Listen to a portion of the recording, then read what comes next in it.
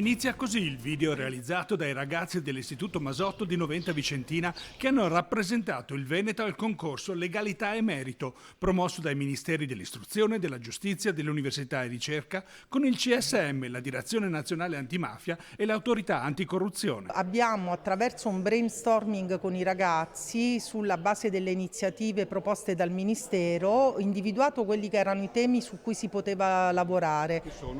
Che sono appunto la cittadinanza attiva, quindi l'inclusione, il rispetto della donna, di ogni forma di diversità. Oggi in videoconferenza simultanea la proclamazione dei vincitori, una classe di studenti dell'Abruzzo, ma il premio, giunto alla quarta edizione, aveva già raggiunto il suo scopo, quello di sensibilizzare la Next Generation sui valori della legalità, investendo in formazione e capitale umano. È possibile una società inclusiva che realizzi davvero l'articolo 3 della Costituzione, l'uguaglianza formale e sostanziale?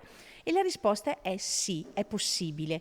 Una società dove ci sia posto per tutti e per ciascuno, dove ognuno possa realizzare se stesso, la propria identità, nelle proprie differenze. Essere finalisti come unica scuola del Veneto è un risultato già di per sé importante, ma al di là della classifica, l'impegno che il Masotto ha dedicato su questa tematica è veramente degno di nota.